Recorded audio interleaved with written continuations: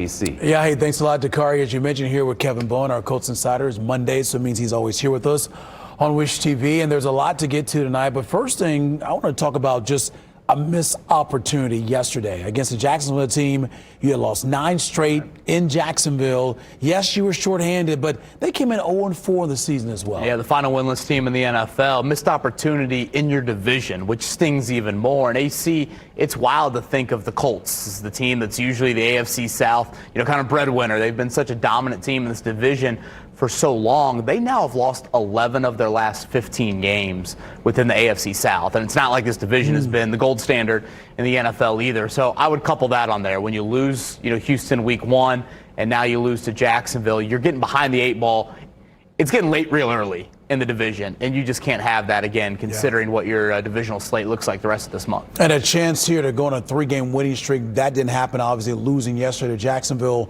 Their 2-game winning streak is over. Now, we know Anthony Richardson did not play yesterday against Jacksonville, dealing with that oblique injury, but he did take some little warm-ups, if you will, before the game. So let's update the situation with Anthony Richardson. Question number 1, my friend, can we see him back this week against the Titans? And number 2, there's been a lot of speculation going on, a lot of it on social media about him being the QB1 for this team. Joe Flacco played great yesterday.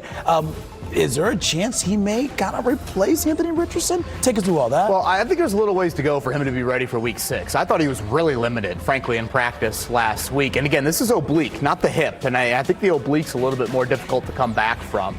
But when healthy, the Colts are sticking with him. There is no internal dialogue about Joe Flacco and sticking with him. And I think we have to remind ourselves, the Colts have done this song and dance before with these Band-Aid quarterbacks. I mean, you got to live in reality. Joe Flacco's 39 years old. He wasn't the 4th overall pick with all this inexperience. Again, Carson Wentz, 9 games that season.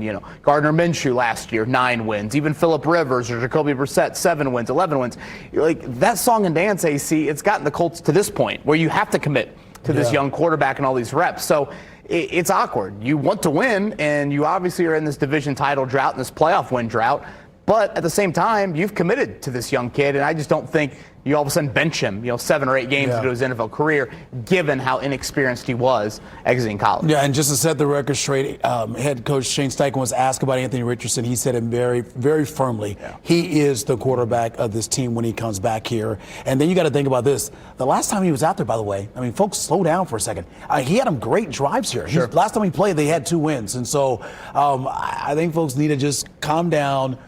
It's week 6 of the NFL season and see what happens moving forward. Okay, but one thing I think a lot of Colts fans are concerned about has to do with this Colts defense. We saw yesterday giving up big play after big play. Is Gus Bradley, is he in trouble with his job there as the defensive coordinator? Faith and trust was the 2 words that Shane Steichen used today to discuss the public backing of Gus Bradley. But I think internally you have to have more of these discussions because, you were 28th in points allowed each of the last 2 seasons. You're hovering around the basement of the NFL, again in that category. And AC, it's not like you've played a bunch of juggernaut offenses here to start the season. And yesterday, Trevor Lawrence came into the game as one of the worst accuracy quarterbacks in the entire NFL. Wow. And he got big play after big play on you. And that's something that they are supposed to pride themselves in. This is supposed to be a defense that gives up a little bit, underneath, but they don't allow those big plays over the top. So I do think this is a conversation internally that needs to be much more front and center. And I don't put it all on Gus Bradley, too. I think the personnel questions can go to Chris Ballard as well. There's a lot of people at fault here for the piece of the pie. But, boy, yesterday was such a horrific defensive effort. And I get they were banged up, but still, you can manufacture in other ways. An offense with a backup quarterback, backup running back, backup center, still scored 34 points. That should be enough to win a game in the NFL. I agree. Good chatter on this. Big game Sunday, must win? Yeah, mid-October, it's kind of weird to say that. But again, in the division, you got to win it. A bottom feeder, a questionable quarterback situation there with Will Levis. Yep. It's about time you start to change where your recent track record has been in this division. All right, Kevin Bowen, our Colts Insider. He's with us every Monday here on Wish TV. More on the Colts coming up tonight at 6.